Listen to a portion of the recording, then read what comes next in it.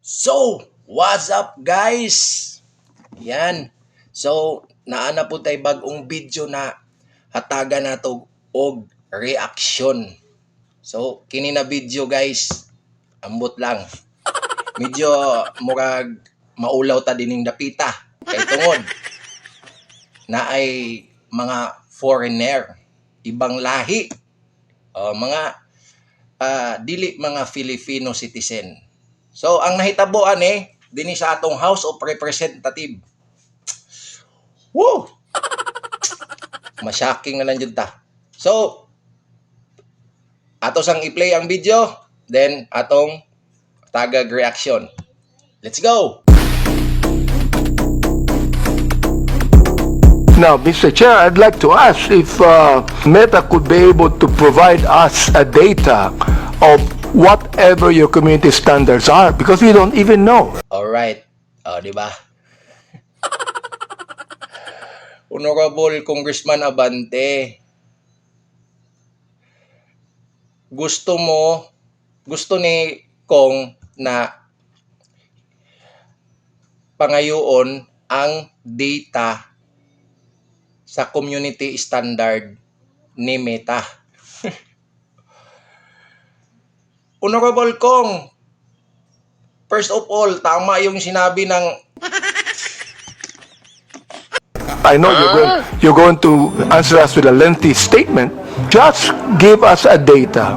Congressman, our community standards are publicly published and available on the Mr. Chair, I'm asking that you give us the data. The first thing I would say is just to reiterate, our community standards are readily available online. Number two, they're iterative. So in our consultations with your government and many others, they're revised with a lot of regularity. We are amongst, if not the most forward-leaning when it comes to protecting our Filipino community of users. And I absolutely think I understand that we're in the middle of an election cycle.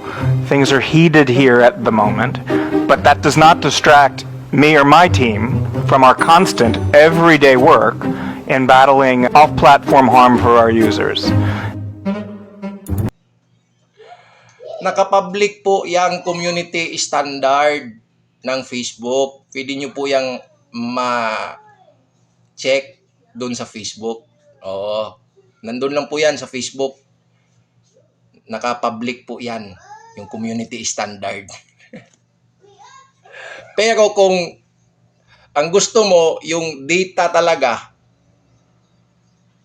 ng user, mahirap po yan kasi pinoprotektahan po yan ng Facebook ni Meta ang mga user para for safety. So kumbaga, dahil po sa mga awayan about politics or ano pa man, hindi po pwedeng ibibigay yan ni Meta na imo na lang pangayoon ng kanang data mismo sa Facebook.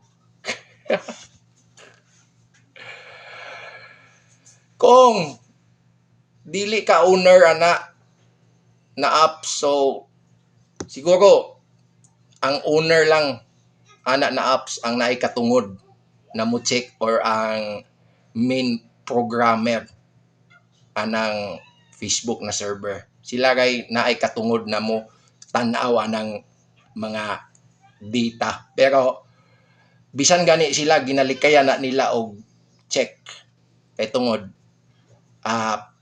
privacy na sa mga user.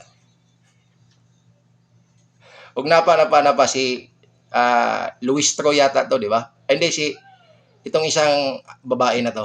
Not sure, itong katabi ni Castro. Meron daw binalita. Panoorin muna natin. Mr. Chair, I have here an example of the fact check. This is from Digsan. If you think this is normal, then you are abnormal. Hashtag Quadcom, hashtag Duterte, hashtag NPA, hashtag HOR, hashtag Philippines. And there's an image of the three of us. It is alarming to see our leaders being questioned by NPA affiliates. The House of Representatives tolerates this, and it is very disturbing. So, Mr. Chair, it was fact-checked by Rappler.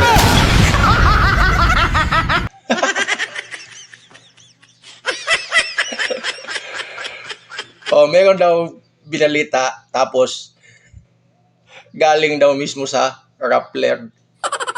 So, ang but pasabot nimo congresswoman na ang katong nagsulti na left mo, walhon mo na grupo is ang Rappler po di ay kay gikan mo ka sa Rappler. Oh, ako na lang naulaw. Pero medyo kanina time medyo okay ra sa ako. Bahala na mo da. Kaya kanang 19 Congress, bahala na mo da. Paluma-luma man jud mo. Wow, paluma-luma lagi ba? Tawa. Medyo maulaw man punta kay mga dayuhan biya ng ilang gi-invite tapos mauwaw ta sa mga dayuhan ba na mga ganig makaingon sila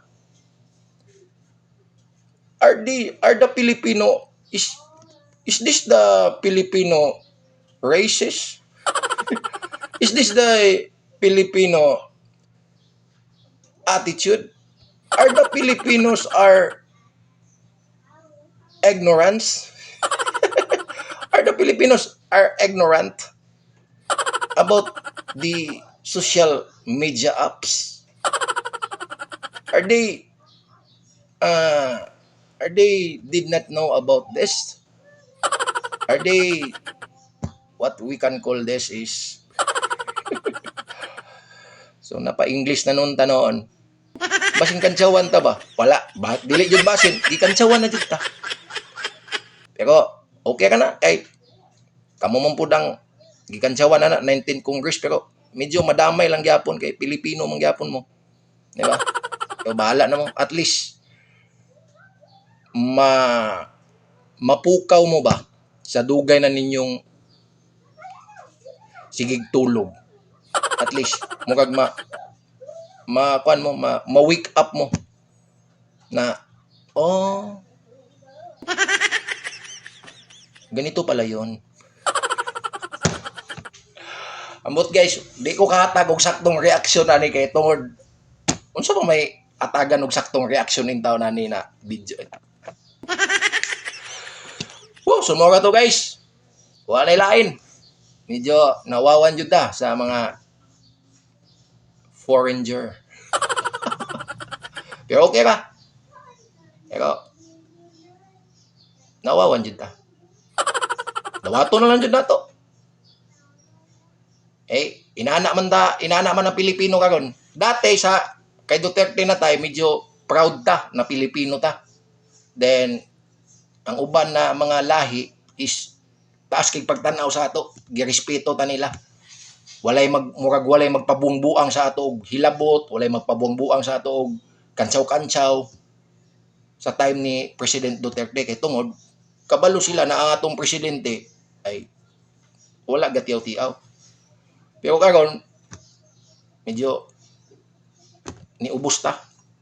Di jud niubos, ubos jud kay ta karon. Wala respeto sa atong uban na mga lahi. Kay kita ka man po yung nagbuhat na may nanit na, di ba? So mo ka na guys. Di niya katama ng reaction video kay kung mga po'y pulos niya na video ning akong gi-reactionan. Di bitaw. So di niya ka bitaw tama. So bye-bye. See you in my next video na lang. Bawi na lang ko dito sa akong next na hatagan og reaction na video kung unsa man na klase. Basta mo bawi ako sa kanina lang sa. Bye-bye.